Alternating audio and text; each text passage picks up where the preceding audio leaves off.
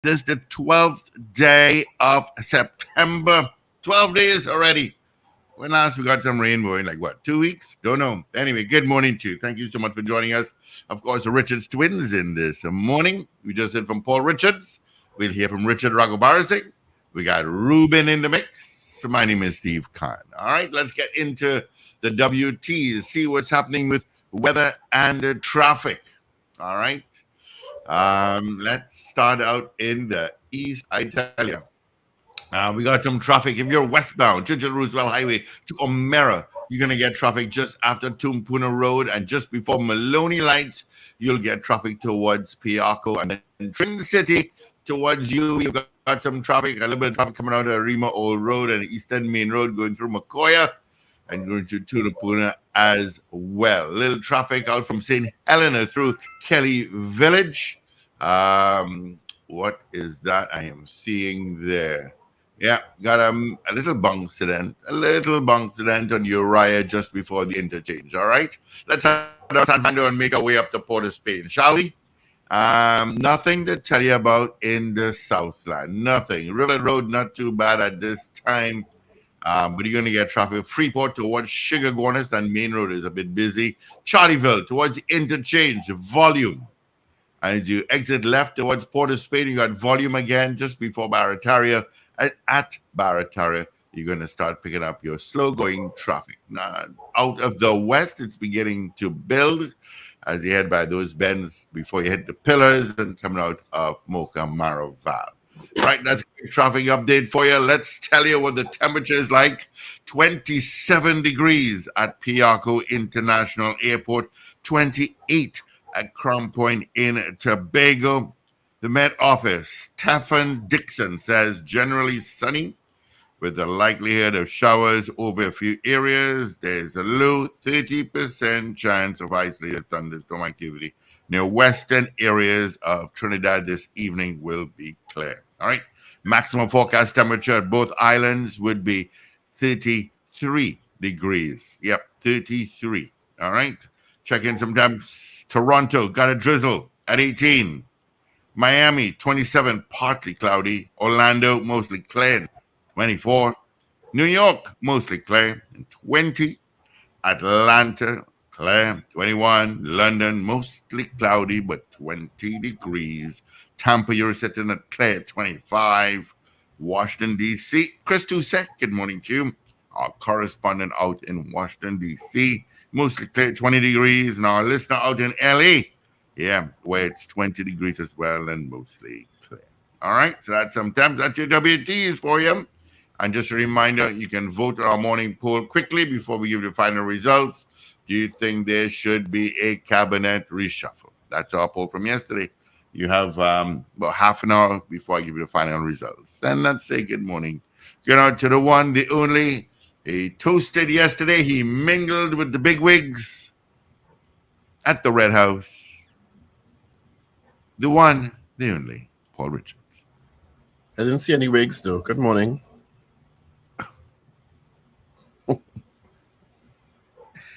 Oh, boy, he started already. Yeah, morning, pal. How you going? I'm fine, thank you. And yourself, Steve? Good morning. Not too bad. I got a good rest. I wasn't feeling too well yesterday. I wasn't 100%, and I don't know why. I know why. What? Why? I'm not allowed to say. Okay, good. Don't say it. But I feel a lot better this morning. I did go to bed. Glad to hear that. And slept like a log. I could swore I just blinked and the alarm went off. Both alarms. I could have swore I just blinked, I just couldn't get off that bed this morning. You know when you sunk into the mattress? Ugh. Oh, yes, that was a good one. Hope to do it again. Anyway. Yeah, morning, pal. How was the opening of Parliament yesterday? It was good. Yeah. It was good. It was quite tight and well produced. I like the fact that it didn't drag on for very long. Oh, yes, you could see that again. Yeah, it wasn't a particularly long session. It started at 1:30, and by I think 3 it was done. The Wow. former part Wow. was 3, which I think was excellent, considering all the stuff that happened in between there, including Yeah. his presentation.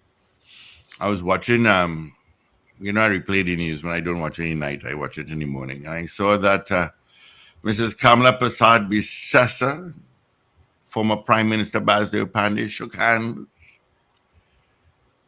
I guess that is short-lived. It's good to see. It's not. I don't think it's meant to be a symbol of reconciliation. I think Yeah.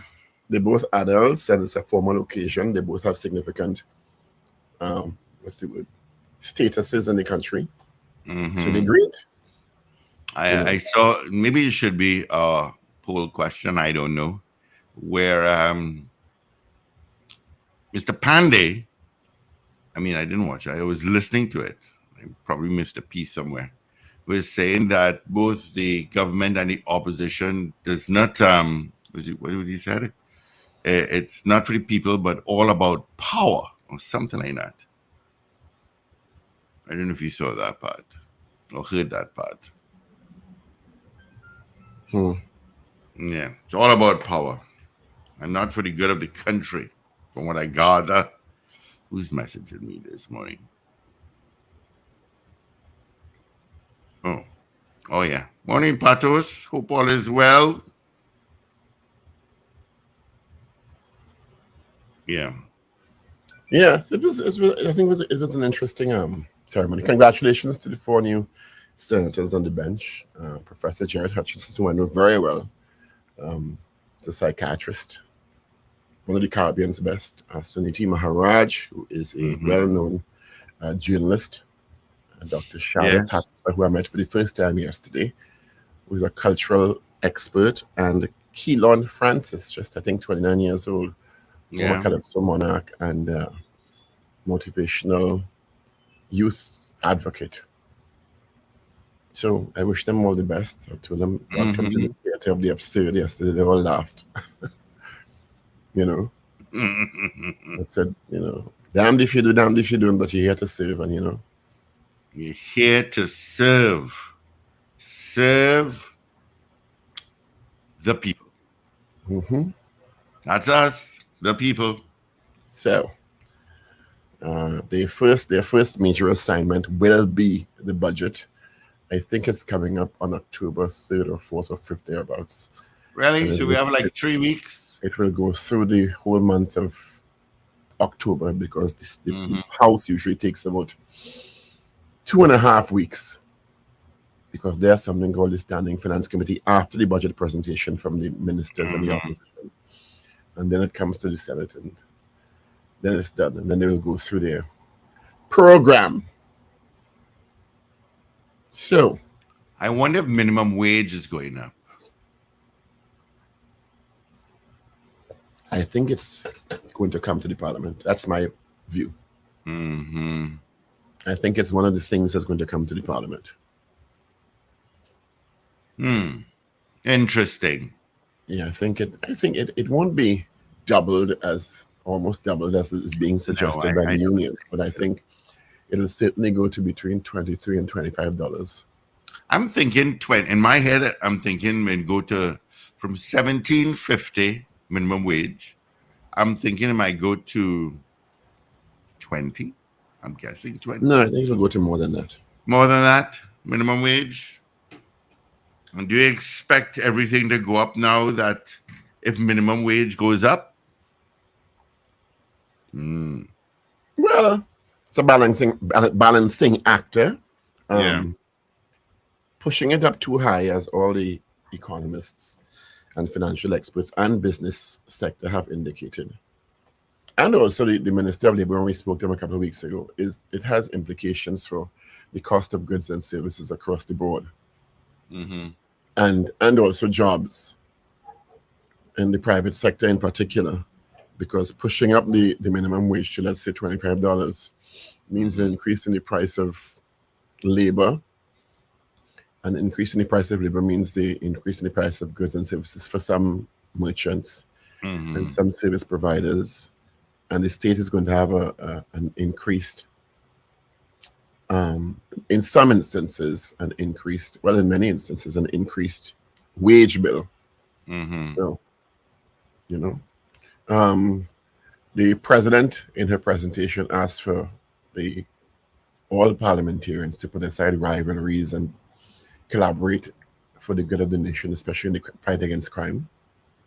She also took time to outline many sacrifices made by parliamentarians, which most people don't recognize. And I understand why, because people don't feel that they are getting the kinds of goods and services delivery that they should, and that parliamentarians are largely to blame for one reason or another.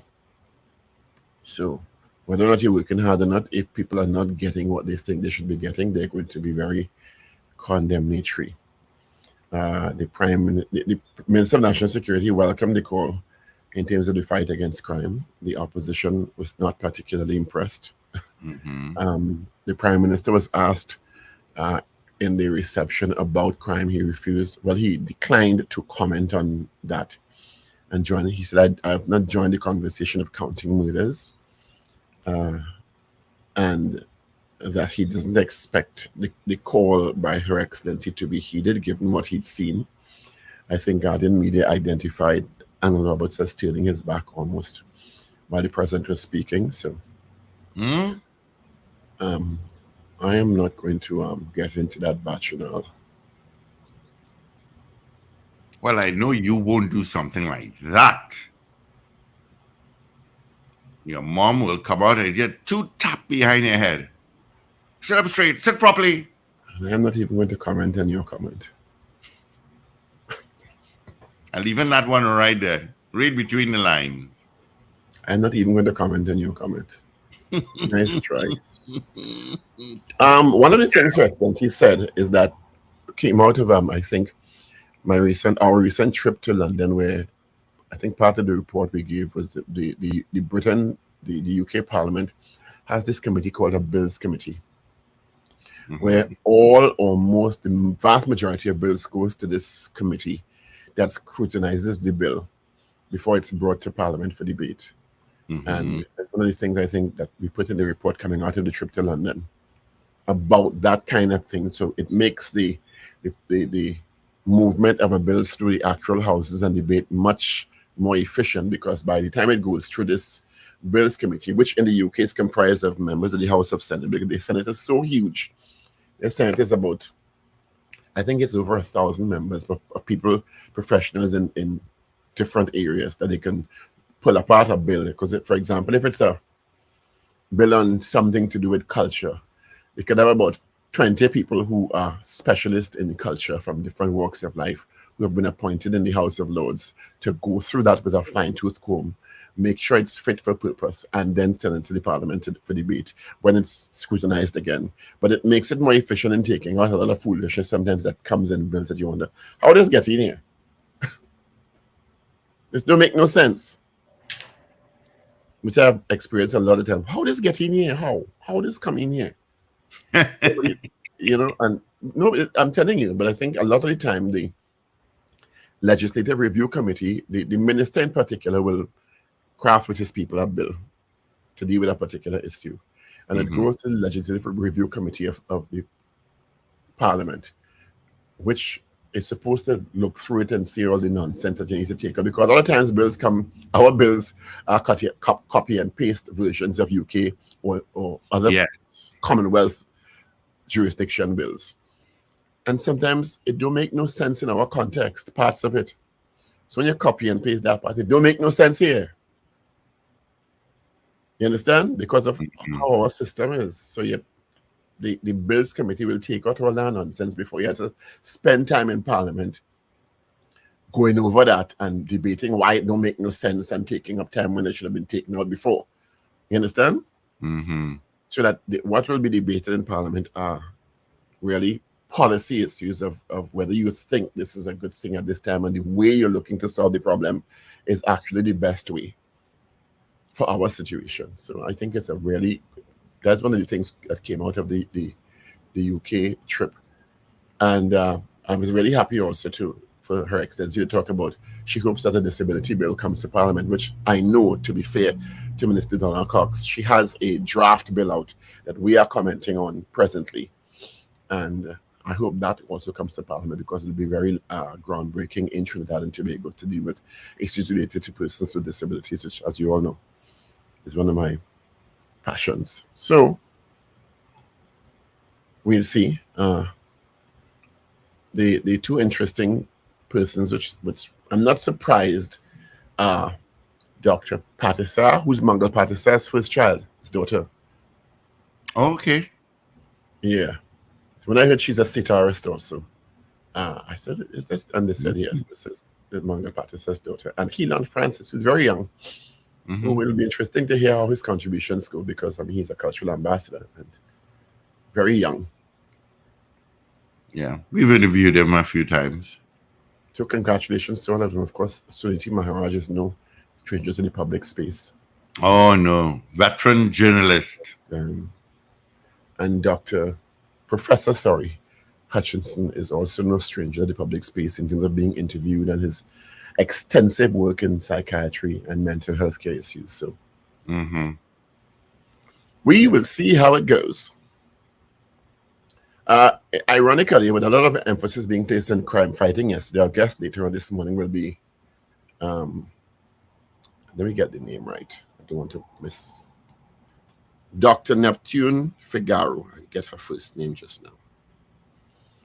Melissa Neptune Figaro, who is a criminologist. She's a lecturer at UAC in Augustine campus.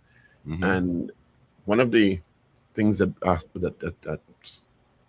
attracted me to get her on is a presentation at the recent crime forum on the reason why young people get into radical groups and the reason young people are getting into crime.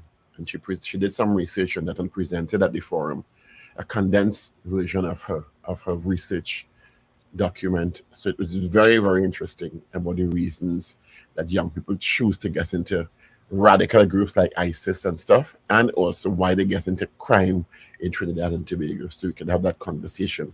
I should actually send the link one time. You know, the link has been sent already, Steve. Okay. What? You're on top of it, boy. You're on top of it. I'm going to send you and Richard, conversation. Send you and Richard the general areas that we've agreed to the conversation. Right. Oh, wonderful. That's what I wanted to see. All right. Let's say good morning. She said the areas of research that are not limited to crime reduction, mitigation strategies, youth and violence, terrorism in the Caribbean, the ISIS phenomenon, women and children in criminality, as well as immigration and migrant crimes, with a strong emphasis on the Venezuelan crisis. So everything we need to talk about. Very interesting conversation coming up. Yeah, so she's going to be on at 7:15. We're trying to get new voices on, you know? Yeah, we have to do that. To talk about. Let's say good morning going out to Oliver Manwaring, Doreen Pierre, Pauline Buckmeyer out in Florida. Good morning to you. Staying in Florida, we got Ray Ray out in West Palm Beach, Florida. Then we're going to head up towards Arizona. We got Miss Ingrid, morning. Vernon Clark, Marcia Rock, Ms. Maloney, Carol Guevara, still celebrating her birthday. Brenda Isaac. Okay. Karen Yipnow. Morning to you, Karen. Buenos dias, he says. Carl M. Jack. Congrats to Dr. Paul and his continued independent. All right. Karen says, well, okay, they must shake hands. I'm sure you're talking about Mr. Pandey and Mrs. Bissessa. They don't have to. They could do shake hands too. Yeah. The Great, good morning. Rena Bodu Jennings, CPT Singh, Winston Jones, Shireen Jack, Leonard Naipaul. Good morning to you as well. As I said, the CPT sounds like CPL. I will tell you, let me just give you the next set of matters. Of course, CPL heads to Guyana. And of course, the first games in Guyana is on tomorrow, Wednesday. And of course, while we're in Guyana, TKR will play on. We'll be playing Guyana come Saturday. All right, so that game is on Saturday. So TKR get a good week's rest. And that game's at 7 p.m. before we head to the elimination and qualifier, with the finals of the CPL being on the 24th of September, 7 p.m. on that Sunday. So I'm just letting you know that on the 25th of September, I'll be very sleepy. Because that game will finish about 11.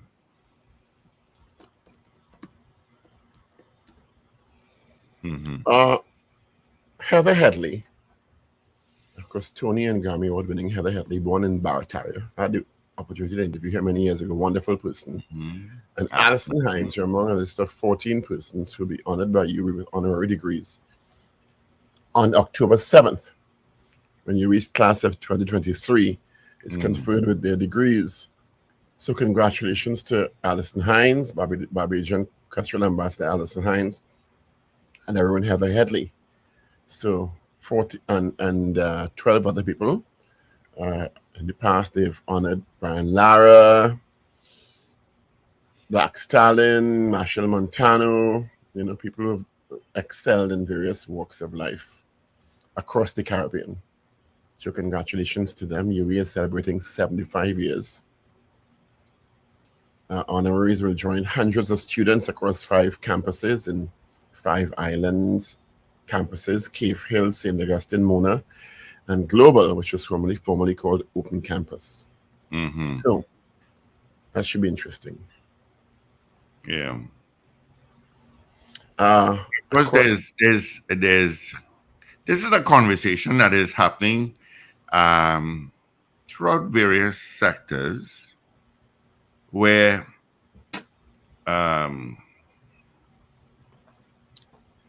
Venezuelan citizen, I try to open it up and I'll get cookies. I don't What, the Venezuelan national who going to represent Trinidad and Tobago? Yeah. The only questions I have, because a lot of people are very upset about it for some reason. Yeah, a lot of people. Oh my goodness. Yeah. It's So right across the board.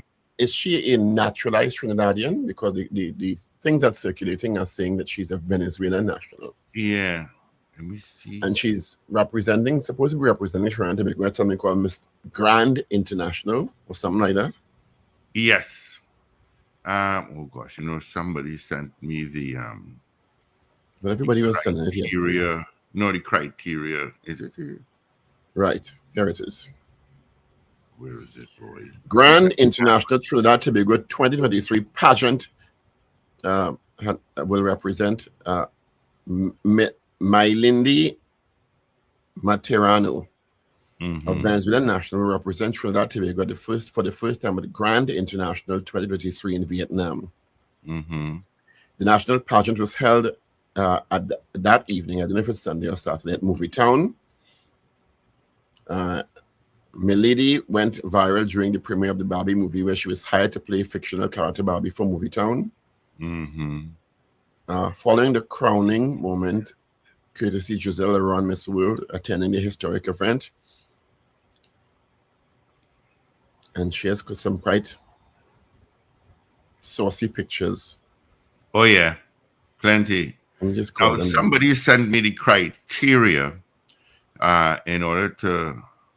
Gosh, I don't know. Bobby, if you have it, you send it. During the question and answer segment, a translator was provided for her, because her English is not all that. No. So I guess we could ask the question this morning: do you agree with a Venezuelan national representing Trinidad and Tobago at an international pageant? I mean, yeah, that means she definitely must have dual citizenship. Are you sure about that? You say must. Yeah, because I saw the criteria to enter, and must be a citizen of Trinidad and Tobago. That's what I was going to ask. If maybe she's a naturalized Somebody person. sent it to me, and I can't remember who it is. No. Was it in the But I think in that case, if that is one of the criteria, the question is premature. Yeah. Who Because said? if she's a naturalized Trinidadian, she can represent the country. Yeah, if she's a citizen, yes. If she That's holds a right. passport. Mm-hmm. I just think there are too many other serious things in the country to be worrying about. Barbie representing Trinidad and Tobago. Yeah, I did. Somebody did send it to me. I just don't know where it is, and I don't know how to find it. Um, I'll get it eventually during our poll. And of course, as I told the 4 new independent senators yesterday, welcome to the theater of the absurd. And Mm-hmm. lo and behold, the blogs have started. Yeah, among the people sent me a particular, A little video. no, a particular, what should I call it? Couple of paragraphs. I said, wow, they didn't waste no time here at all, boy. I said, my dear, I wonder if it's online. I really want to get this for you. Let me see if I can So the find it. question can be, do you expect Um, government and opposition to put aside their rivalries and work together for the good of the nation and the fight against crime? I think that could be the question. Because I think posing the Barbie question would presume that the young woman doesn't have citizenship. Maybe you could call Yasina and find out. Yasina is the ambassador, apparently. all right, let's see. Um, So it's 25 before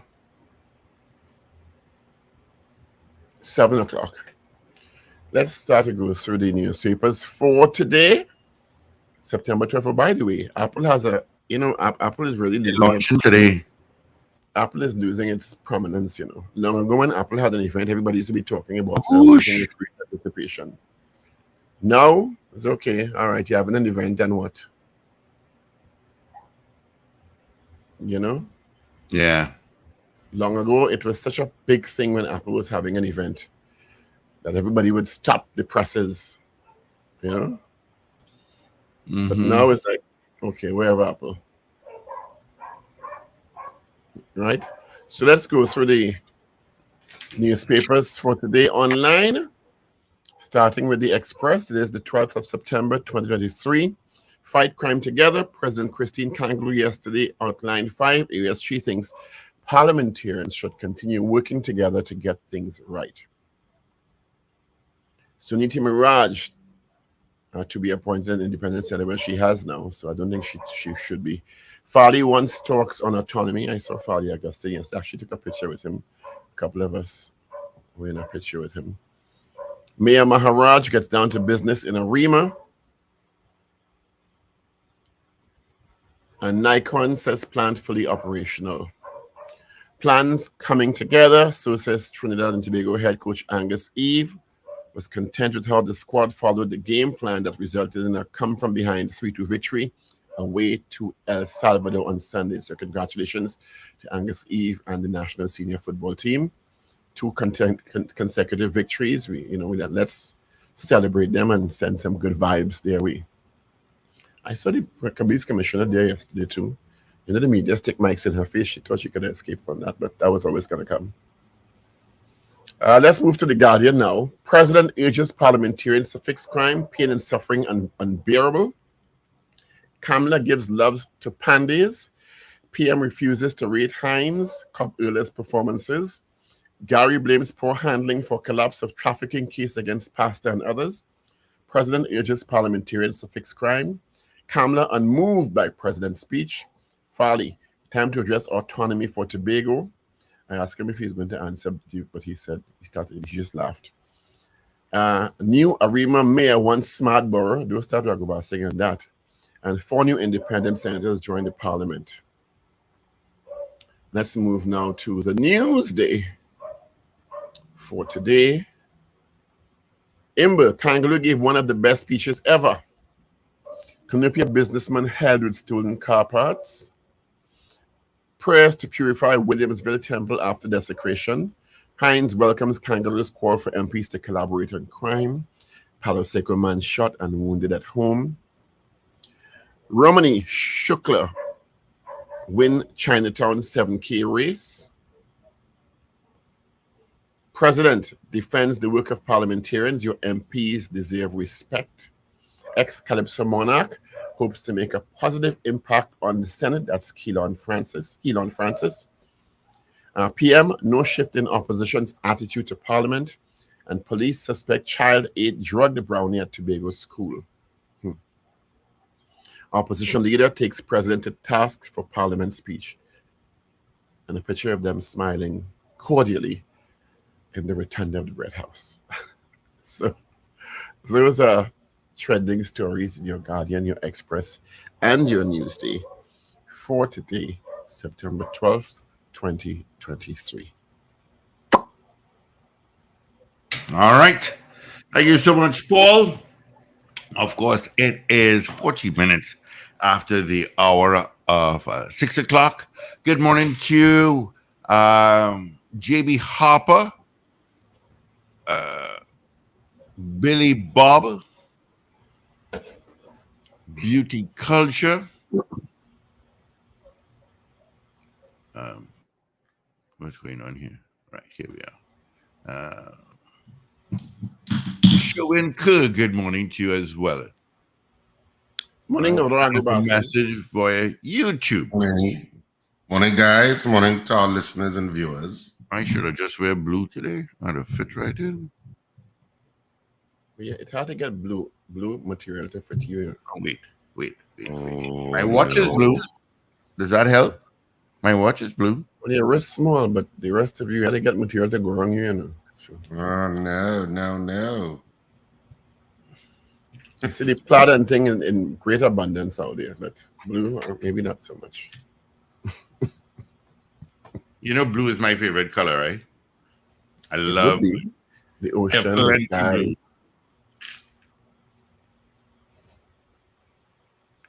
So, the question we're suggesting this morning is either should parliamentarians put aside their rivalries, or do you think parliamentarians will put aside their rivalries in the interest of fighting crime? Or if you have a better suggestion for a question, Raghubar Singh. Interestingly enough, that was it wasn't phrased like that. It was on one of those news shows. It wasn't last night, night before, I think, where they were asking people in the street, do you think that, politicians should unite to deal with the issues of the country, basically? And of course, nearly 100% of the people said yes. That's almost a rhetorical question. That's why I'm trying to be so careful with how I phrase it.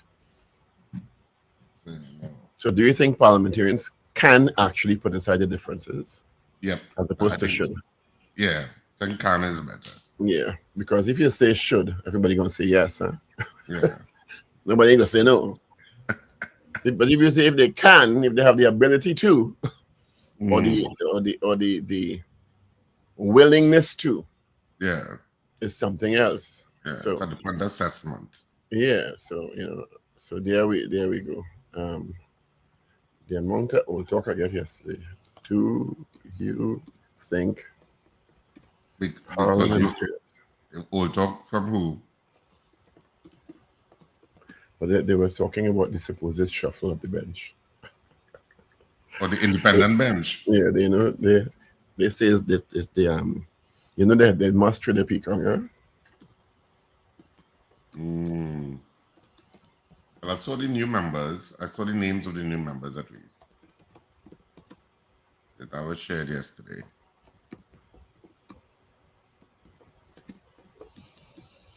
Yep. Congratulations to them all. And I wish them a lot of luck, because they will need it. They were all very tense.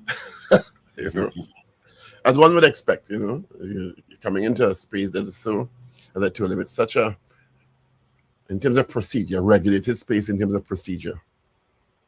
Yeah. And everything has a procedure and a prescribed way to do it.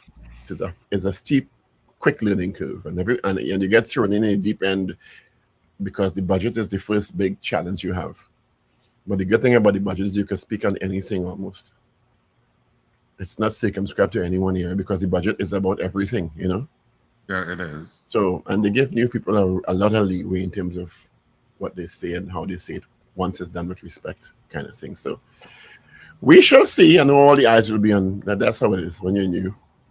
You get rated one time now. They judge you one time. You know, you get a rating one time. So, I think I wish them all the best. You know, a lot of work to be done. And then they have the committees to be put on, which will be done this week. All right, so the proposed question is, do you think parliamentarians can put aside the differences to deal with crime in TNT? I'm specifically dealing with crime, okay? Yep. Is that okay? Yep. Yes or no? And of course, Parliament opened yesterday. If you were, not following stuff, do you think parliamentarians can put aside their differences to deal with crime in Trinidad and Tobago? It was also one of the headlines yesterday where the business chambers were asking the government to clamp down on crime, I suppose, as they were moving, especially as cabinet was moving into that retreat yesterday, and that retreat goes on until tomorrow. Do you think parliamentarians can put aside their differences to deal with crime in Trinidad and Tobago? That's our poll this morning. 222-TALK, 222-8255. And that's the number you can call to vote. North Americans, toll free at 866-525-1099. People on the web and the app, you'll have to use the YouTube messaging comment section to put your vote. And I'm sure there are already comments there. You all have ready comments there already for the morning, I'm sure. Some of them. You know. Miss Ingrid says, hopefully, yes to the poll. Josie Richardson says yes. Morgan says, hell no. JB Harper says, not coming to an election yet, won't happen. So I take that as a no. Beauty culture, we'll have to find out if the young woman is a joint national of TNT before we ask the question about her candidacy. Yeah, if she is, if we make the question mute. Right? Trinidad first, not me. And that. All right, we have a call, gentlemen. Good morning. Good morning, gentlemen. Santa Grande, no. All right, Grandy. 222-8255, toll free. North Americans, 866-525-1099. Our morning poll. I didn't give you the results of the poll yesterday. I'll do this. Do you think parliamentarians can put aside the differences to deal with crime in our beloved, sweet TNT? Yes. Beauty culture says yes, but I won't hold my breath. Vianney Warwood, that's a new person. Welcome to the show. Hi, Vianney. Respect. Malik says no. Ish and Malik says no. From Malik says morning, no. Ish. Vianney Warwood, is this somebody new? Welcome to the show. Yeah. Lester Cragwell says no. Good morning, guys. It's about if you think they can put aside the differences. We all know they have a mountain of differences. Oh, geez, tell me about it. But they called by the president and other persons before that, actually, about them putting aside their differences. The Prime Minister has indicated that based on what he saw yesterday, he doesn't think it's going to happen, but we can live in hope, I guess. So do you think parliamentarians can put aside their differences to deal with crime in TNT? And that's our poll this morning. You can see it. It's up there. If you are watching us, 222-TALK, 222-8255, North Americans, 866-525-1099. People on the web and the app, you will have to do it via the comment section on the YouTube stream. Carol Guevara says they won't. I would take that as a no. I think it's a matter of leadership all around. Parliamentarians take their cue from their leaders. Am I wrong? Nope. Yeah, they take their cue from their leaders. I think it's a matter of leadership and I'm saying all around. Leonard Naipaul says yes. And you can call also, the phone's back up. Yeah, 222-8255. Toll free Trinidad for first North Americans, says 866 can, maybe, willing, no. Trinidad first, you confused me there. The answer is no, right? We're putting it as a no. Which one is that? Who's voting no? Trinidad first says can, maybe, willing, no. So I think we'll take the no. That's a no. That's a no. Right? I mean, it's not the first time a call like this has been made, eh?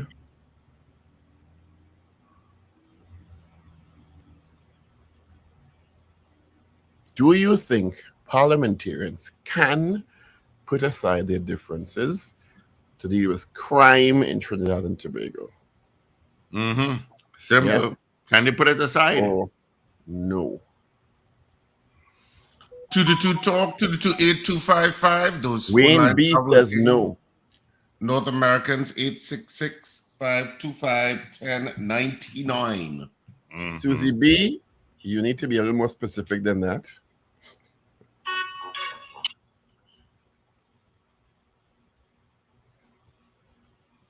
So we could get Kenny in Harlem says no to the pool. Julia S. Batiste says no. Good morning to Faraya Hayatali.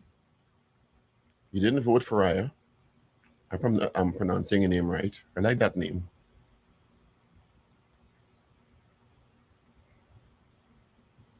You know? We want to know what you think. And where are the callers? Where's Zena, who always complaining about we don't open the phone lines? Susie B says no. Susie B says no. I didn't see Zena at the Bread House yesterday. What happened?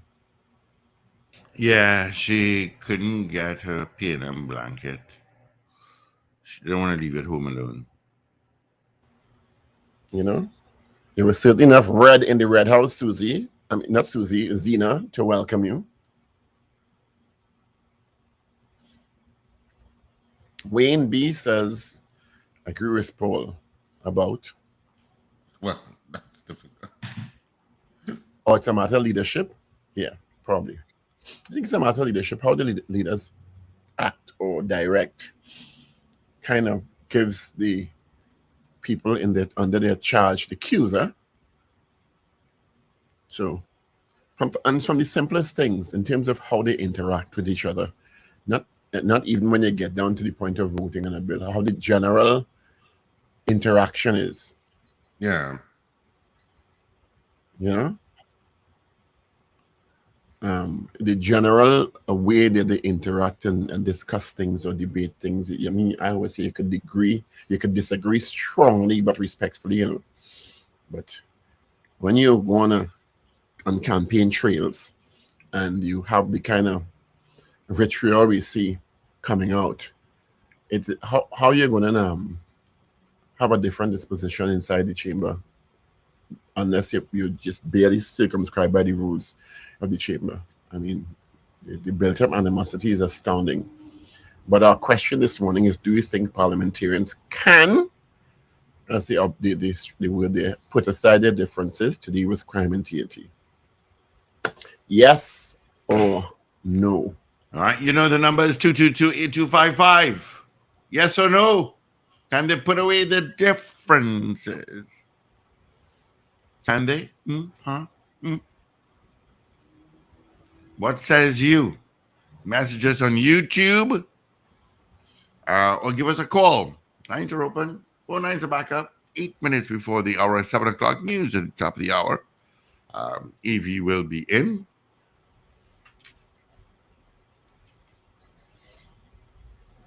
Interesting.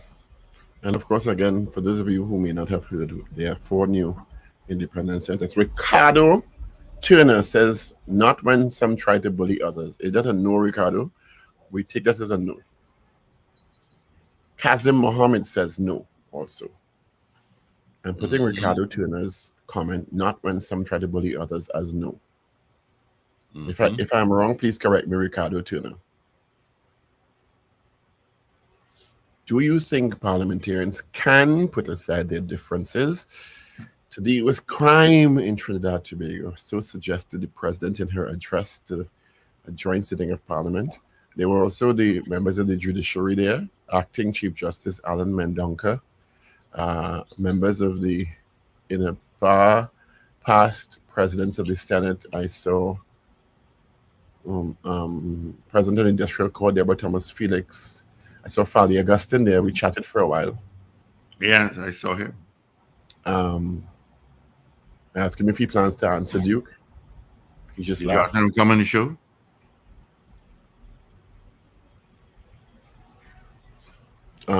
No, I didn't actually. Mm-hmm. I'm gonna take the call first, eh? All right. Good morning. Hey, morning. Hey, I'm hey. back, man. I'm back. Yes, who's back? Oh, you disappear, yes. Good morning, Mr. Mr. P Patrick. is We back. missed you. We missed you tremendously. Mr. Patrick. I was outside, man. Mm-mm. I went outside. On You a like stamp your visa, boy? Not only all you could travel, I could travel too. I went. We never suggested you can't travel, sir. I know, sir. I know that, sir. We know you've lived outside for some time. Well, Mr. Raghuba Singh, nice to hear your voice. Richards, Yes, sir. congratulations on the next term again. Senator. Thank you, sir. Yes, sir. I do that. It's a next term. It's a continuing term. It's not a next term. For how long? I don't Until know. the next term. As long as Her Excellency feels it's necessary. Because I see people get retirement early. They gone. Yeah. People go on early and they put for you. Senator. Yeah. Yeah, Yes. man, you may have boys. Yeah, Why he you was got to bring supposed up to that sore point with Richard? Yeah, he was supposed to have been sworn in yesterday. He was sworn in yesterday morning. He says he wants to make Arima a smart city. Yeah. No, it's not a sore point with me. I have no problem with Bali. Yeah. But the question you ask there, everything is possible, you know. They could do it if they will do. Yeah, What is your vote? What is your vote? Yes? Yes, they could do it if they will do. Wonderful. Where we go talk? All righty, buddy. Alan Reese says no.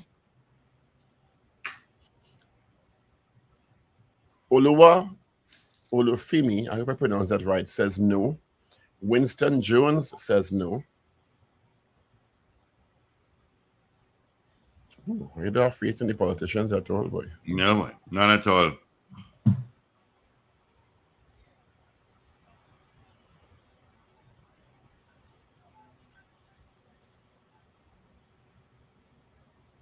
All right, so 222-8255, toll free North America, 866-525-1099. Where are you? Zena, I miss you. I miss you, Zena. You get me cold shoulder. I miss you, Zena. Did you give Alan Reese? Yes, I did. Okay. And I don't know if you recorded it, but no, I would have. Once you were speaking about votes, yeah, I said yeah. Yeah. Happy birthday to Penelope Beckles. You should told me that we'd a caller. You think she's going to answer? She's in a retreat, Steve. Oh yes, that's right. So I can't go. Yeah, but retreat has started yet. You know that? You set the agenda. You're whipping snarky this morning, boy. For spite of going to call. You do that. You call. Spite. You call.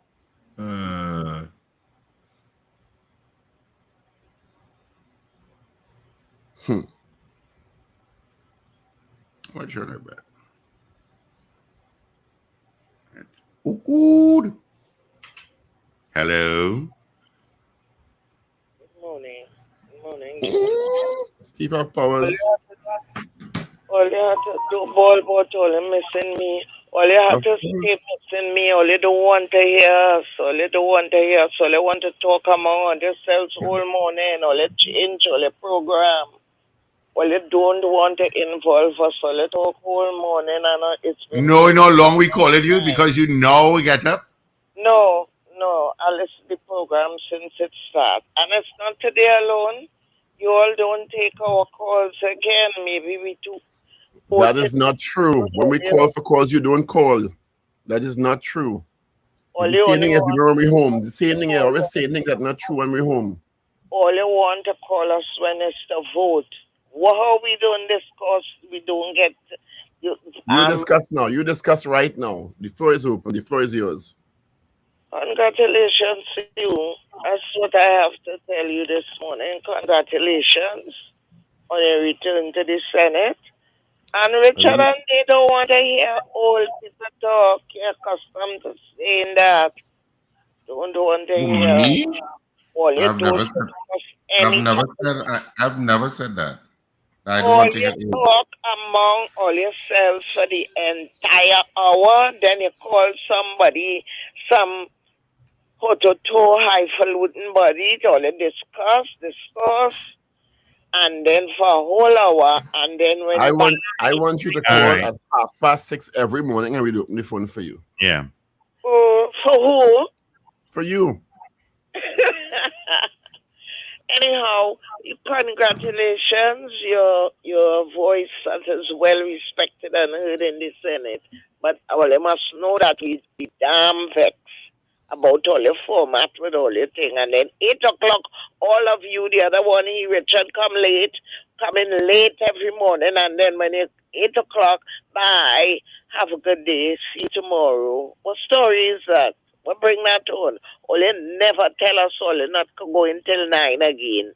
That is also And not then true. Mr. Stevie with his lazy self putting on music and then taking no calls. Yeah, I Why was you waiting to tell biting you. so this morning? Gosh, the first thing you get up after you ain't get off the bed, you're complaining. Yeah. All right.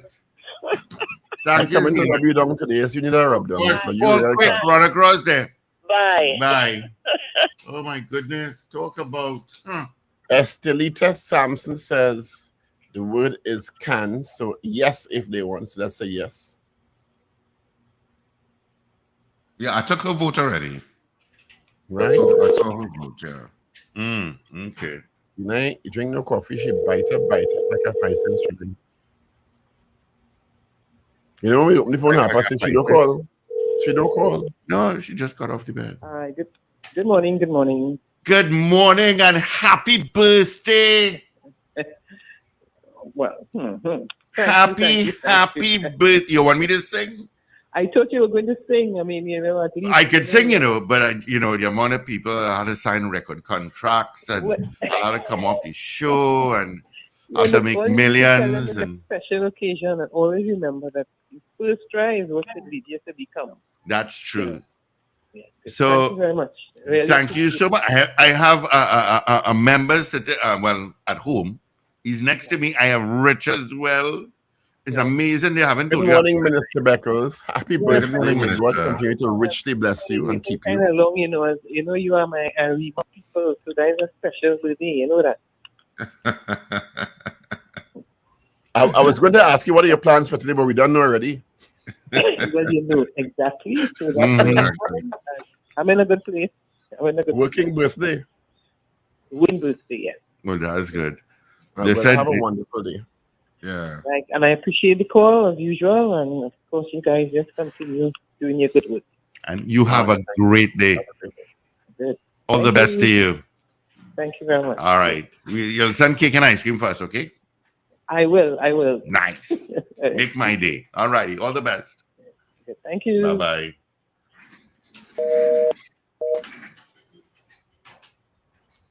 All right, this call has been on, so let's grab this call for our vote. Good morning. Morning, gentlemen. I just called to tell Zena go to the head of the class. All righty. Thank you. All right, guys. I have to run to my 7 o'clock major news because Evie is in. This is your news bulletin from Power 102 Digital. Parliamentarians urged to put aside their differences. The government is told by the president to consider passing additional legislation which will better promote and protect the rights of persons with disabilities. Minister of National Security welcomes the president's call for collaboration against crime between the government and opposition. And Trinidad and Tobago-born singer and actress Heather Headley among 14 people who UWI will confer honorary degrees in their various fields. Details in a moment.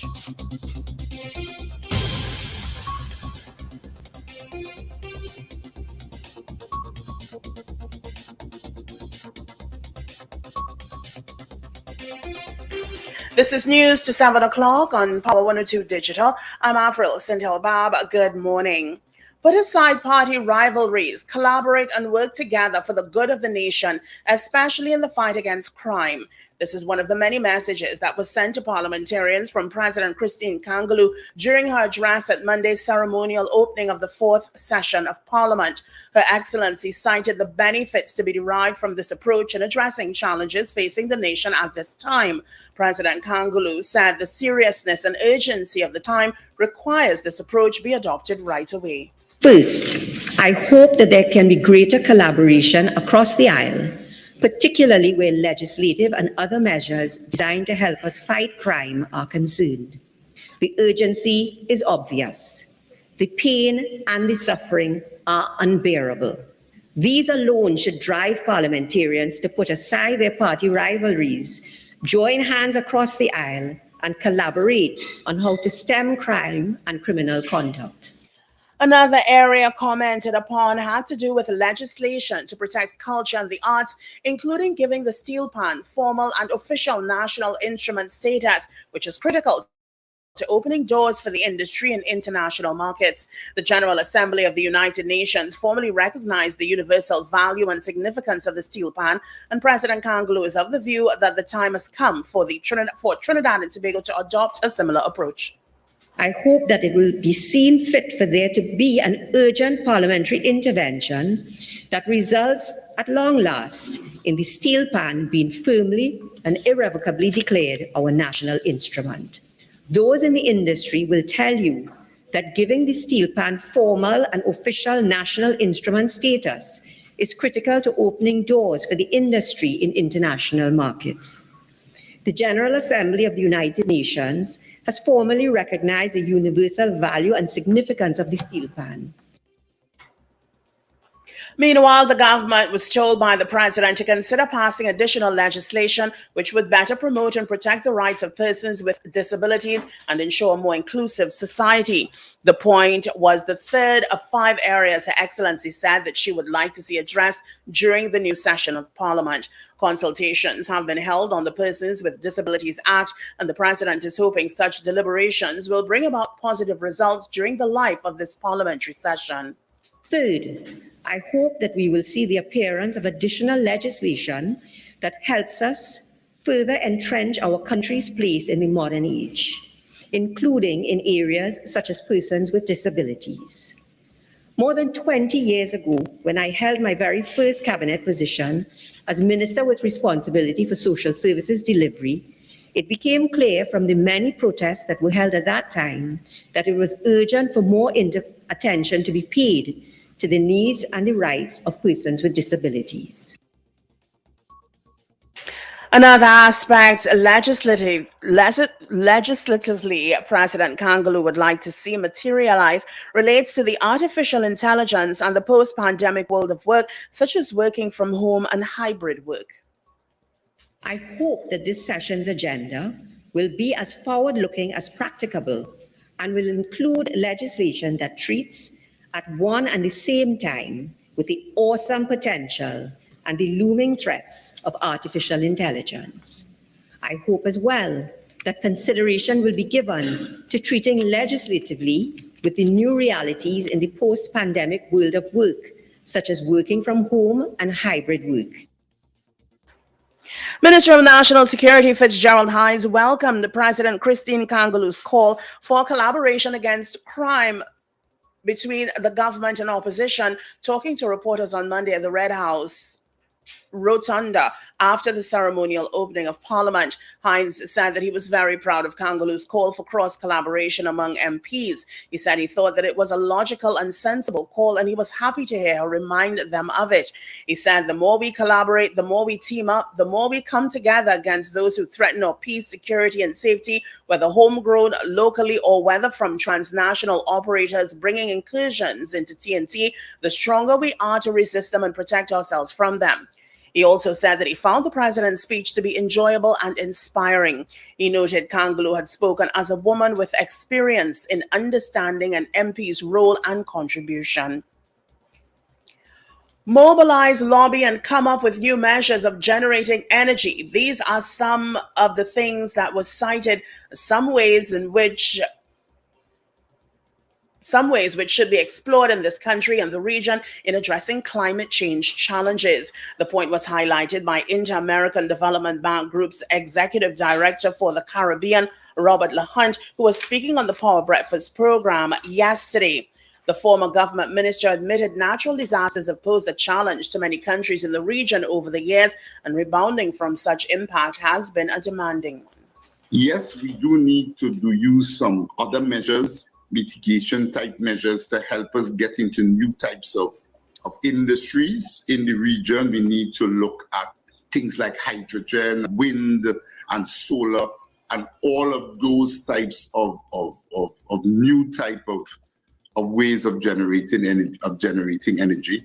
And I think, as I said, I know we have been financing at the IDB, us looking at deeper at the hydrogen economy in Trinidad and Tobago.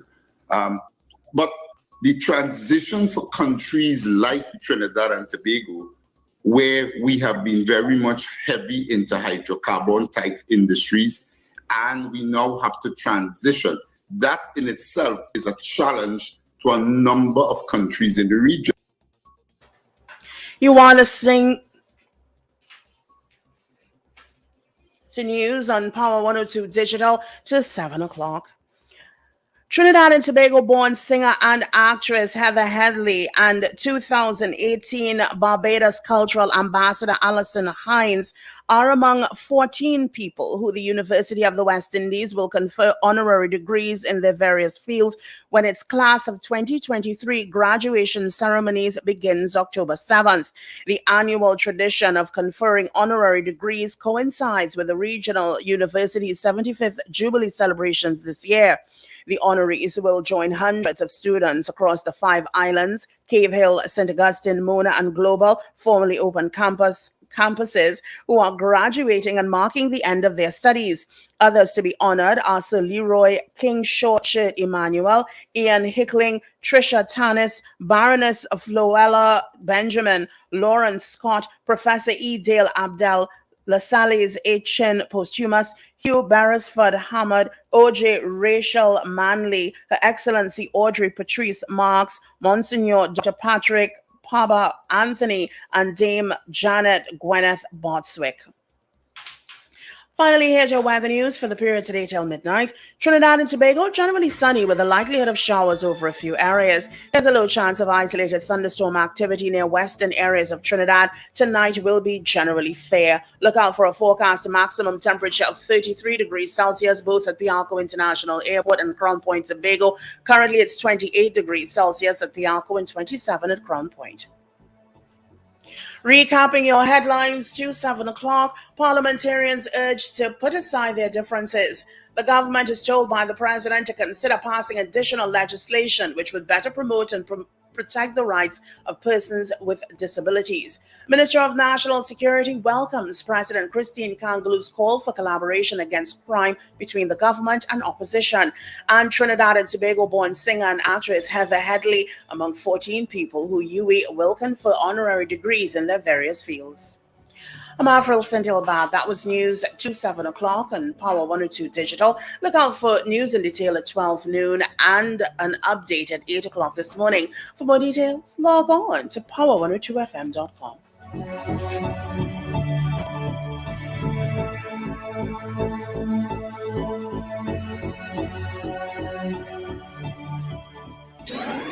Up to date and credible. Power 102 Digital. All right. Thank you so much, Avril, for our major news. You can join her again. Come 8 o'clock for a news brief. All right. Traffic wise, I ain't going to worry to give you a traffic update. It is just horrendous everywhere. Everywhere. It's just horrendous everywhere. That's all I'm going to say with the traffic. East, west, north, and south. All right, that's your traffic report, all of 10 seconds. All right, gentlemen, it is 13 minutes after the hour of 7 o'clock. And of course, as soon as Richard gets in, we give you the results of our morning poll. But what I will do, we'll give you our results of our poll from yesterday. Yesterday, we asked you, do you think there should be a cabinet reshuffle? That was our poll yesterday. And the results for that is 80%, 80, said yes, there should be a cabinet reshuffle. Interesting. And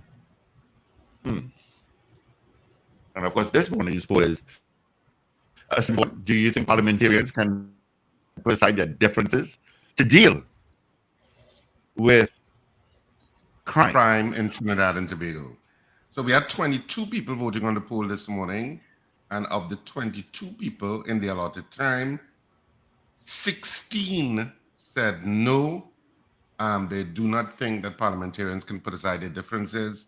6 people said yes, they're hopeful that they can, or they think that they can put aside their differences.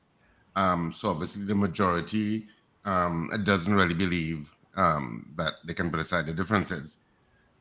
So 22 people voted. Of course, you can continue to vote on this poll throughout the day through our programming, and we'll give you the final result tomorrow morning, which will be Wednesday, midweek. I think, as I said earlier on, it's a matter of leadership. I think they can, but the leaders have to display that kind of behavior consistently and also chastise those in their respective parties if they do not display respect and or consultative approach. It will always come down to leadership across the board. Yep.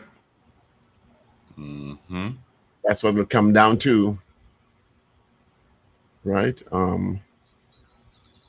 Good morning, Huda Wells. Trini in Boston said no. Did you take that? No, I didn't take that. I didn't take that vote, so we just carried up to 23 on that side. And Anthony Tinto, good morning. So our guest is standing by. When she turns on her camera, I'll put her in the stream. Oh, there she is. Right. Good morning to Dr. Melissa Neptune Figaro. Hi, good morning. Morning. Thank you for joining us this morning. We appreciate you taking time. We're trying to add new, fresh, young voices. Yeah, thank you. I appreciate it. Steve's only concern was if you're cute.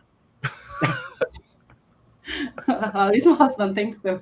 Well, there you go. And that's what counts. That was well put there. My husband thinks so. So there you stop go. Right there.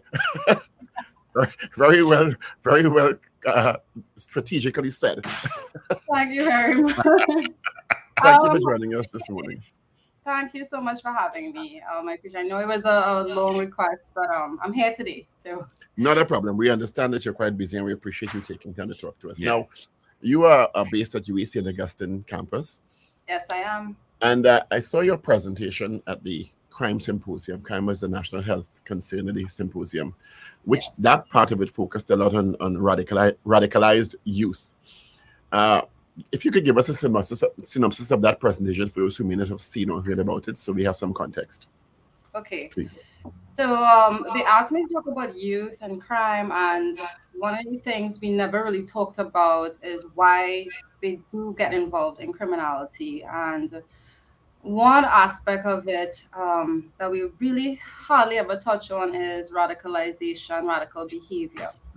So while I was at the university, I have been working, and also worked with one of my colleagues, Dr. Michael Pawinski, and we have been collecting data and doing interviews, trying to figure out youth violence, not only the spectrum of gangs and gang membership, but also why would they want to be vulnerable, or why are they vulnerable to these radical organizations, and particularly in 2015 and 2016 ISIS, right? uh, we were really truly targeted, and that's probably because we had a lot of vulnerabilities in our society, cracks in our society, and they saw an opportunity to get a lot of recruitment from Trinidad and Tobago. And we had to find the answers by what is going on with our young population and make them so vulnerable to go to this war-torn, radicalized nation, not seeing our country as paradise. And so we did a lot of interviews, and even prior to joining, collaborating with her, with Dr. Poinski, I did some interviews uh, of 2017, and we found so many underlying issues within our society that might have pushed people to become radicalized. Radicalized to go to ISIS, to support ISIS, and also to support violence on the whole. So one of the things that I spoke about in the symposium is the marginalization of young persons, especially in specific communities. With that research, I coupled it with going to do a lot of community visits with the assistance of the interagency task force. I went into Laventille, parts of Shogunas, communities throughout Trinidad and Tobago that are known for crime-ridden and gang behavior. And it just was an eye opener to a lot of issues that young persons contend with: unemployment, poor role modeling, the fact that government agencies turn a blind eye to them, being stereotyped, being stigmatized as being having negative influences, not getting jobs. So a lot of they actually had a voice and a platform to talk about some of the issues that they contend with and the reasons why they have really pushed into gang violence, pushed into radicalization, and even pushed into a situation where they turn against members of society, like indulging in robberies and burglaries and so forth. So it was a very eye-opening research, especially going onto the field and having discussions with young persons, and especially those who were members of specific gangs. So that's pretty much what it was about, the presentation. But radicalization in its entity, especially in 2015, we saw not only people going to fight alongside ISIS, but we had a lot of young people felt that there was no other avenue for them to pretty much excel or have acceptance in society. And one of So the is it that vulnerable. they felt that hopeless about their position in Trinidad and Tobago? Is that a synopsis of it? Yes, they did, and also coupled with just an organization pride, like they were preying on the vulnerabilities of young persons. Hey, what in Trinidad and Tobago, you can't find a job. We are here for you. So they played on their emotions as well. The entire recruitment process of ISIS was basically something that was so strategic, and to place young persons in a position where they felt like this is the hope I am looking for. I have no job. I have to always indulge in this type of behavior, but best I do it for a purpose. And they stated their purpose. Their purpose was to help others, to make sure that their organization was doing what is good for the people of the world, and assisting individuals. So they use this as a platform, to garner young persons who would have felt like they needed to do more. They didn't really have much going on. Physically, financially, emotionally in our country. And so we had to look at what were cracks in our society and how we actually failed young persons moving forward, and especially in the past. Yeah. What is Dr. Neptune Figaro, good morning, by the way. Tell me something. Is it that the cracks first developed at the point of the family unit? Was that what your research indicated? And why didn't the education system redress it or redress the imbalance if that was what was happening in the home?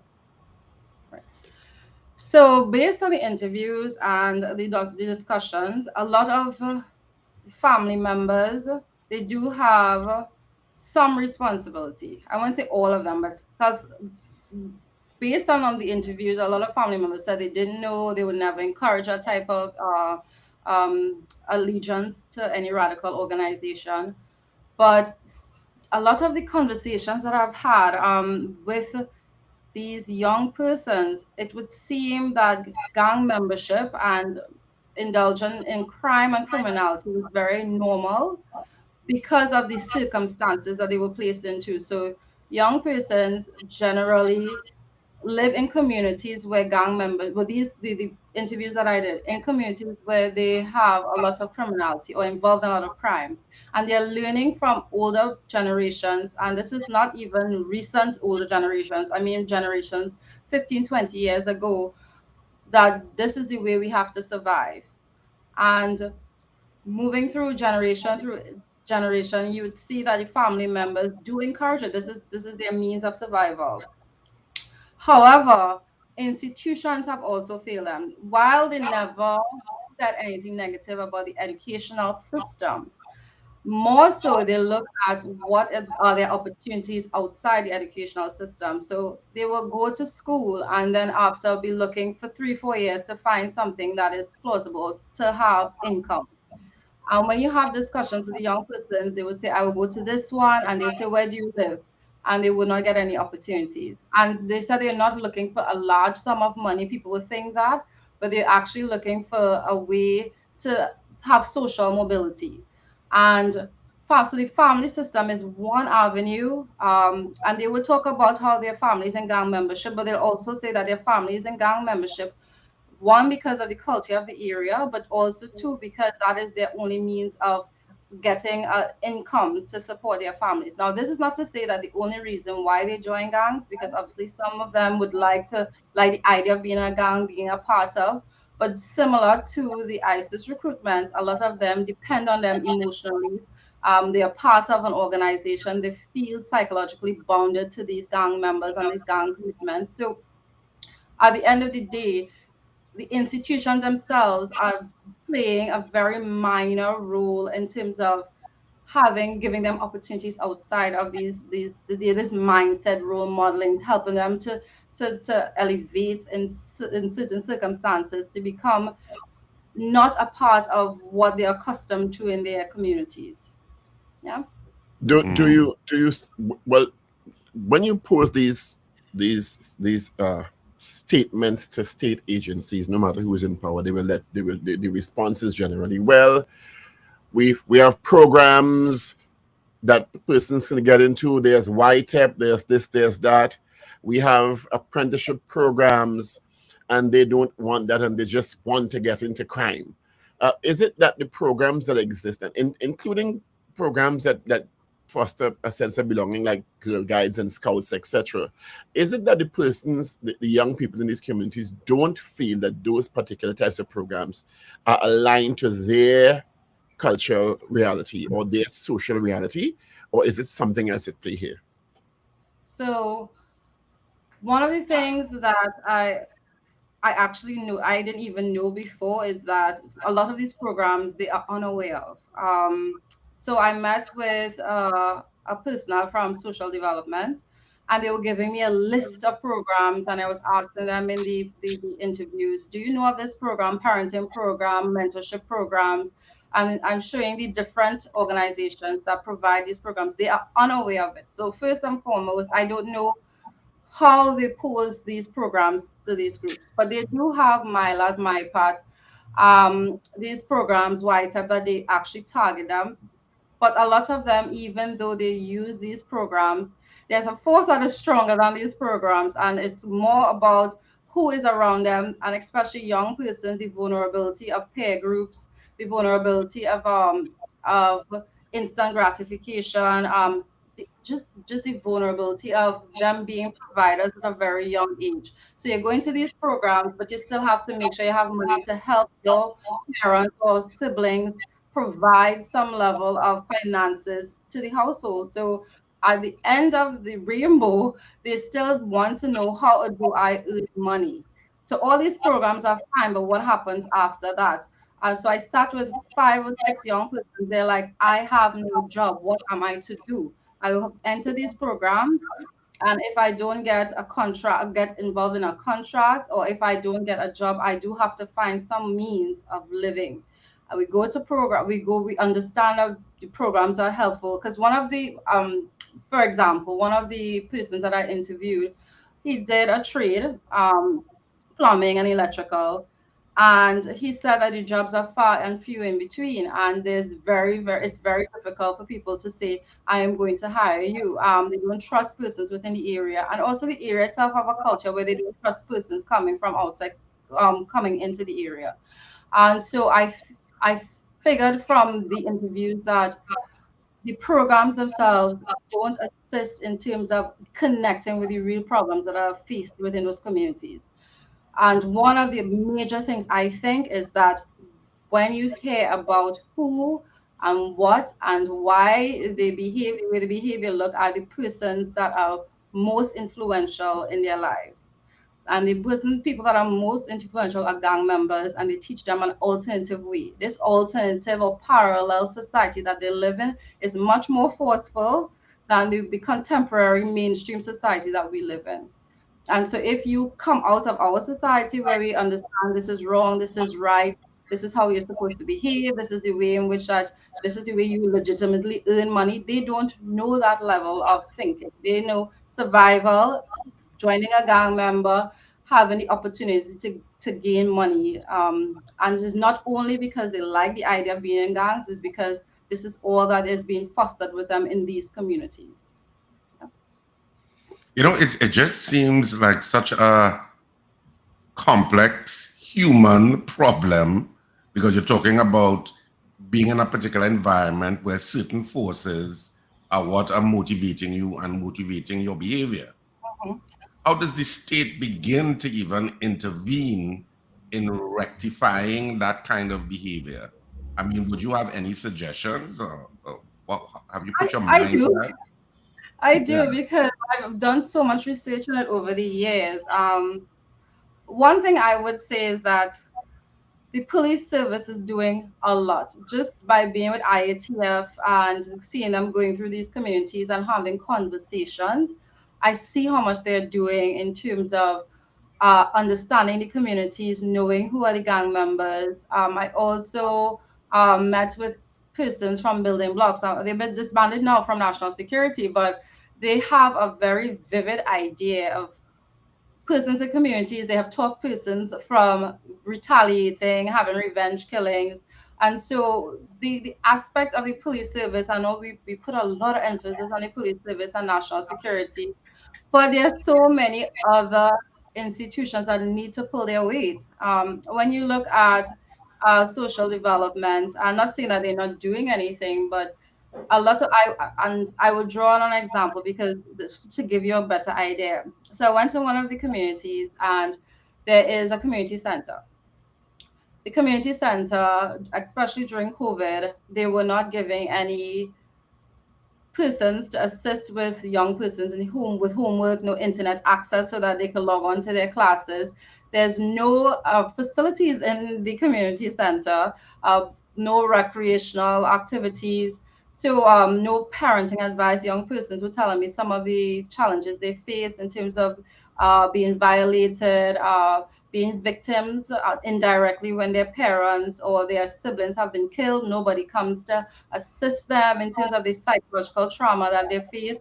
So there are other entities that has to deal with the minds of young persons, not only equipping them with the finances, but also equipping them with a support.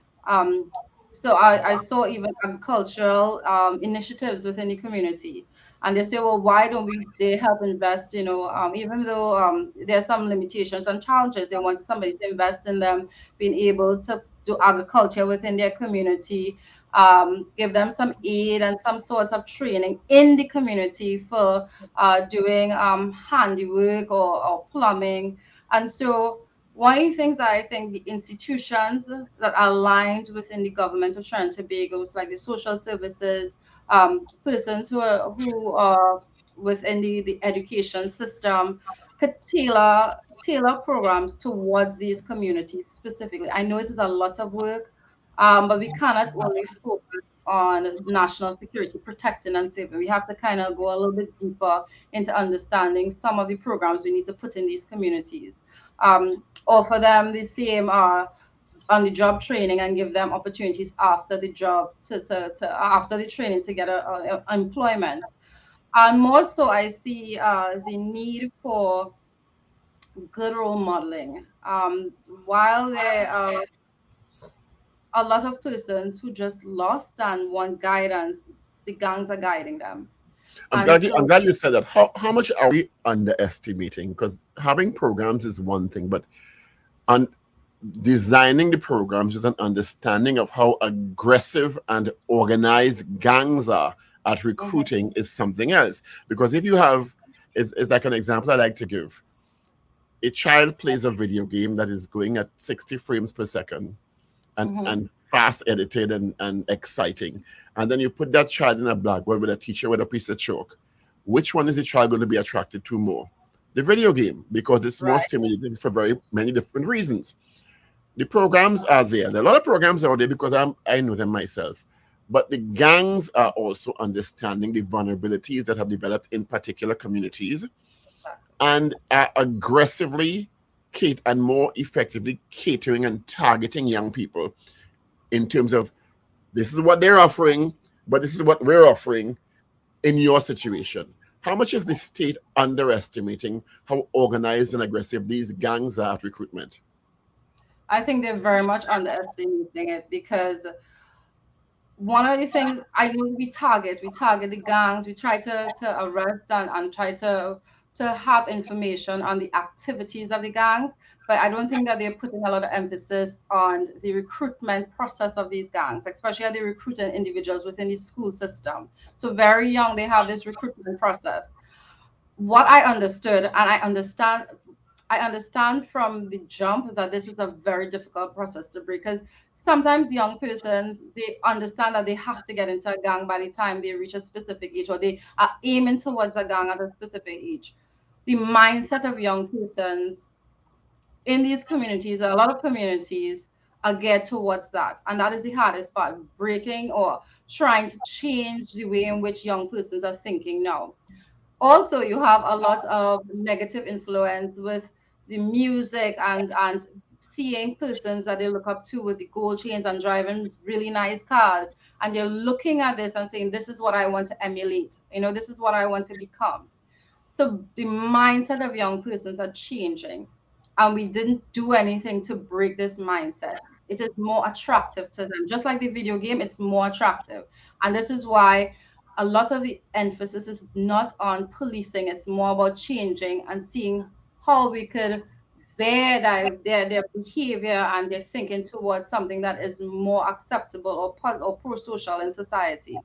And that is very, very difficult. So when people say the police are not doing anything, we also have to look also at what is going on in the way that they think, the culture that we are emphasizing in our society. This culture of wear gold chain and get a part of this, have a gun. And if you're listening to that type of music and seeing people actually excelling and becoming successful in that type of world, this is what you want to become in that society.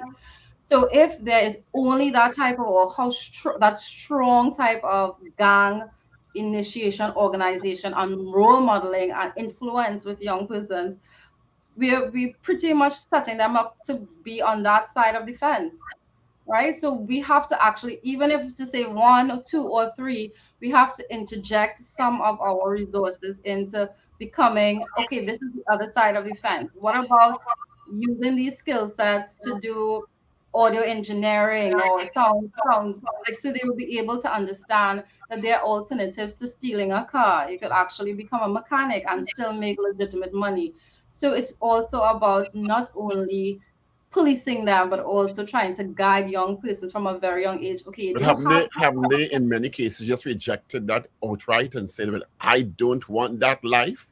That is not the life my father did and he did well, and that is not the life my friend did and he did well. And so the idea that because we are socialized a particular way, you and I, maybe Richard and Steve, that doesn't mean it's going to be attractive to them, because they come from a culture that in large measure has rejected that established societal structure and clung to a new structure.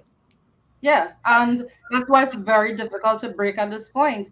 And so while we have the hard policing where we have to arrest and make sure that, there is a sense of punishment, and that is also important, the sanctioning of these types of behaviors. On the other end, you have to also try with the newer generation to inject a new sense of thinking.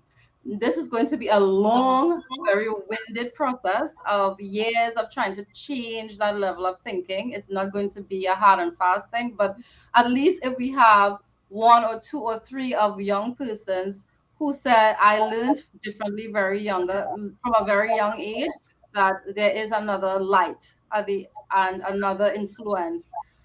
But I understand that a lot of them will be very much attracted to that lifestyle. I understand that the culture that they culminate in these societies are going to attract them. And while we would hope that they just change their minds, which is not going to happen, but we still could have the influence on younger generations. This is What why is your research giving us about we talk about a lot about men and boys for obvious reasons, but your research is also focused a lot on what's happening with women and girls and children, because sometimes we don't understand that many girls and women are part of that type of life also, and are also very targeted. Yes. So I did a specific focus group on women in these communities, um, and the vulnerabilities at a very young age are there. I feel like from a basic conversation that they are basically they're taught that they are supposed to behave a specific type of way in those communities, and it's okay to be violated. It's okay to support from a young age, especially mothers encourage them from a young age that this is how you're supposed to act in these communities. One of the major things I learned is that women, they generally don't have conversations about what are their opportunities outside of being involved with somebody from a gang. I was very taken aback about how many of them have been abused at a very, very young age, and we don't like to talk about it. But seems like they're being programmed to think this is the way that your life is supposed to be. You support the gang members. This is how you're supposed to live, and this is survival. So a lot of times people will be not understanding that as a woman you could go out and work, you could earn for yourself, you don't have to be impregnated by a young man, you don't have to support the gang membership. But this is the same thing that is happening, and you see that from a very young age they're taught that this is the way that they're supposed to be in these communities. And so gang membership, supporting gang members become actually a norm, a social norm in these communities. And the conversations that they have, some of them now, because a lot of the gang members that they probably were aligned with have been killed, or and now they're on the breadline, they're like, what are the opportunities that we have? And I see a lot of them trying to change their level of thinking more so than the men. They're like, we want to see if we could get a trade, somebody to teach us to sew, so we could like do a little clothing store. And if we could have some people come in and help us understand how to raise our children effectively so they don't get involved in crime. But sometimes when she's one of the conversations that we're having, she said, you have to understand that this here in our community is more survival than anything else. And understanding that we have to align ourselves with gang members in order to have sufficient finances and to have resources is very normal for us. But we are looking for opportunities outside. So I asked about, trying to sign up for the mentorship program as well as parenting programs to know how to move forward with young girls in the community, how to understand how to parent outside of gang membership. And they had no indication of how to even start that process. Not even a process of getting ID cards or understanding how to sign up for specific jobs. They were very unaware because they have been channeled to think that this is their in all and end all. There's no other avenue for them to move forward. And so again, I emphasize for women, especially with their children, these programs being catered to these communities. And people always think about, their level of thinking, their mindset. We can't change that. If they want it, they'll come for it. But just working with building blocks project, they're inside these communities trying to figure out how can I help you, and there are people willing to go and help them get jobs and understand how to get an ID card, how to fill out an application form, what programs are available to them get training.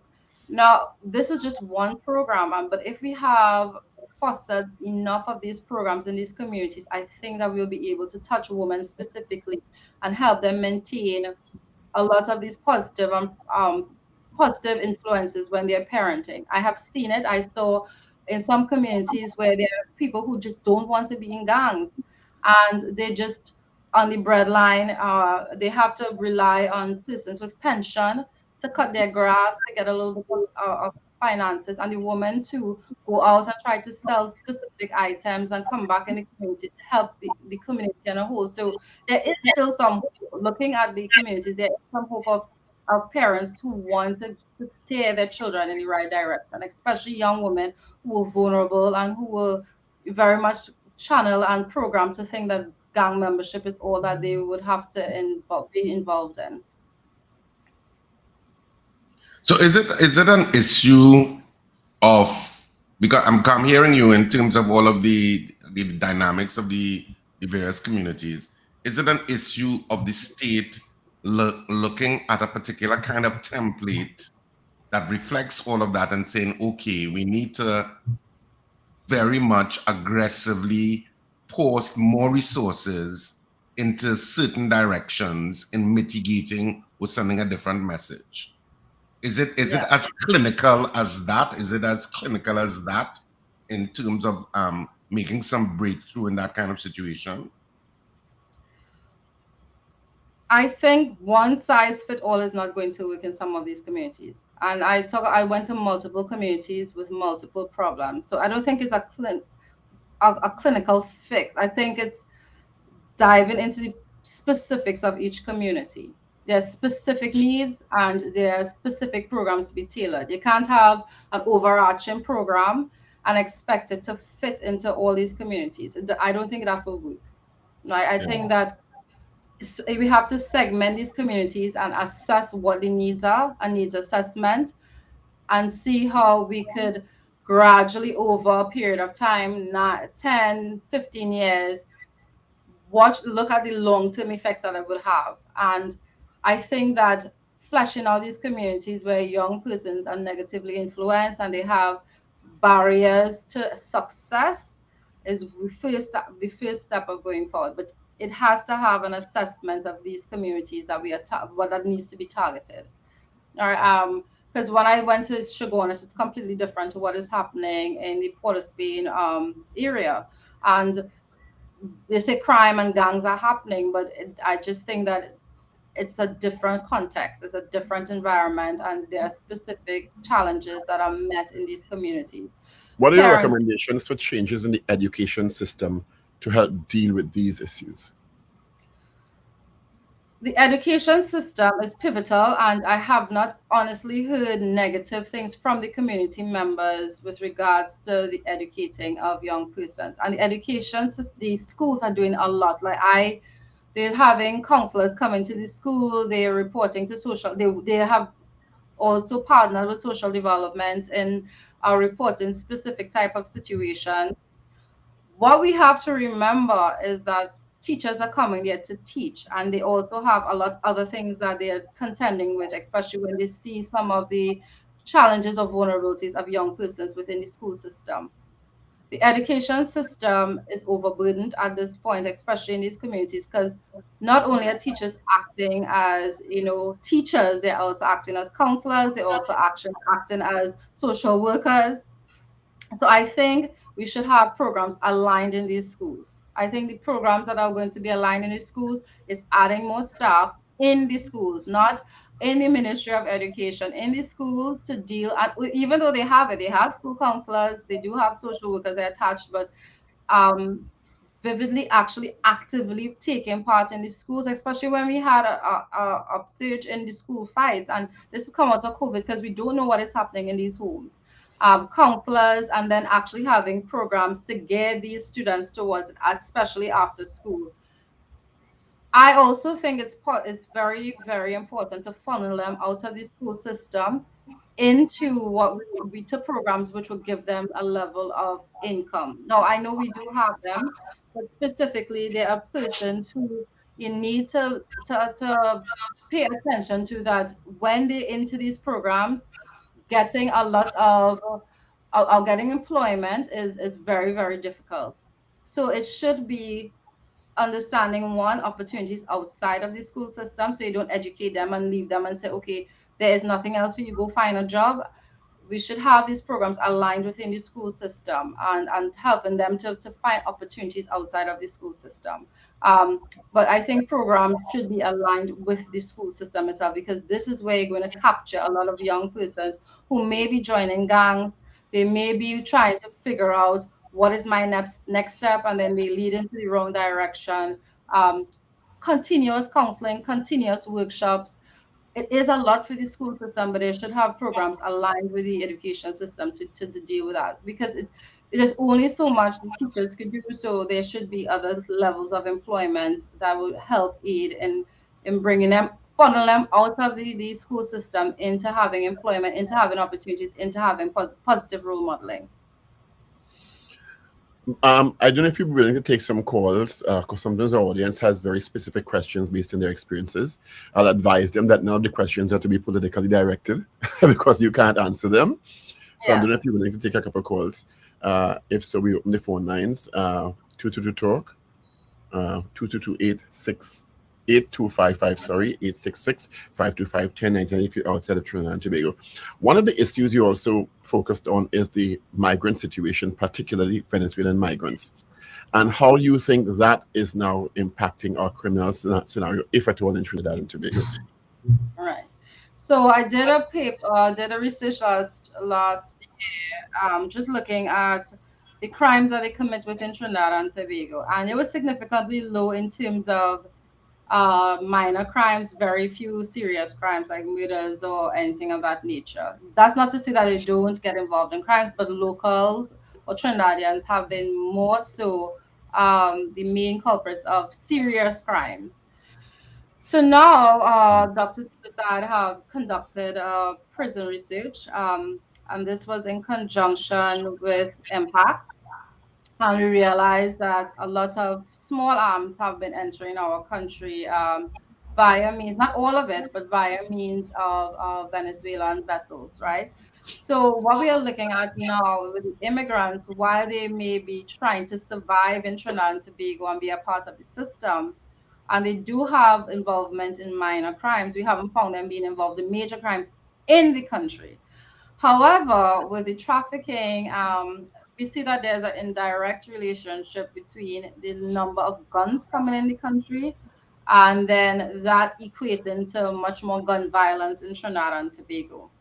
So we look to see whether there are networks around, in and around Trinidad and Tobago, that help support the entrance of these firearms, especially when they talk about vessels. So the interviews that we did with a lot of prisoners, they kind of speak towards having connections within Venezuela regarding drug trafficking, the connections that they have to specific organizations. But the research that we're doing is very new. It's very, at this point, primary. So we're trying to figure out how these immigrants tend to impact on gang violence in Trinidad and Tobago. But the one thing that we looked at so far is basically the inclusion of illicit guns within our country. And that equates into a lot more gang violence. Young persons have guns rapidly at this point in time. So we're trying to figure out the source of these illicit weapons, and we see some connection with trafficking from Venezuela. What surprised you most about your studies, your this particular endeavor, this exercise, when you completed it or when you were completing it in the process of it? I think I see a face to criminality. I think that surprised me the most because when you have conversations with persons who are in gangs, you realize regardless of them holding a gun, they are human. And I kind of, people dehumanize them, these gang members, but I see the human aspect of it. I see where they've come from, some of the adversity that they face. I'm not saying that it's right for them to pick up a firearm, but they had listening to the interviews that they had in prison and young persons, how early they're pretty much recruited into these gangs and they're introduced to these types of behavior. You wonder really and truly why the system feels somebody who really didn't want to be involved in these types of, so I tend to humanize. I tend to, it's surprising how much you realize they are a person. And we always think about the victims, we always think about persons who have been harmed in some way by criminals, but on the other end of the spectrum, you see how much these criminals have been victimized in their own right. And I think that is one of the most compelling things that I've learned. That looking at dissecting their problems is necessary in society. I don't think that we take time to understand their context, their viewpoints, and try to help curb whatever situation has or harm that's happened to them in their past to make sure that some of them don't have the same outcome as, especially like with those who went to remand and they have no opportunities because they were in remand for so many years. And it could have been avoided with programs within the prison. So I started to, it's surprising how much you don't realize that criminals are also human and they also face a lot of adversity. One of the main factors around the world, if you check the research and literature, is the poverty factor, the disparity in income and wealth. From what you're saying, that seems to be consistent with what you're seeing in Trinidad and Tobago. Yes. Yes. One of the major things they pointed out, every single community, every person who I spoke to, is that we have no money. They don't care about us. There's no opportunity. We are poor. I just need $300 to buy some groceries. What could you recommend? Where do I go to see? The welfare is taking very long. I just really want to work. I don't mind working very hard. I help my community out. So poverty has been equated in a lot of areas with regards to it equates to crime. What we try to understand is those communities that has a lot of poverty that doesn't equate to crime, especially in rural areas. What are they doing differently? And so this is why we were tapping into the agricultural sector, understanding how to get them into the labor force in terms of plumbing, electrical. You could see in these communities they're building their own homes, they're doing things that elevate, so they're becoming a self-service in these rural communities, and this is one of the things that veer them away from criminality. Now, if you could foster that level of thinking within these communities, instead of picking up the arms and becoming self-sufficient and helping themselves in earning and creating businesses within these communities, we have to get that mindset, that entrepreneurship mindset in the communities. So poverty has been equated, but we have to also look at those places where there is poverty but very low levels of criminality and see what is being done differently. Yeah. Dr. Melissa Neptune, thank you for being with us. Yeah. Appreciate your conversation. Thank Hoping to have Thanks you a on. lot. Thanks a lot for the conversation. Again, to narrow in on a particular area if you would like, so we can continue the conversation in terms of more solutions and recommendations. Thank you so much. Thank you for having me.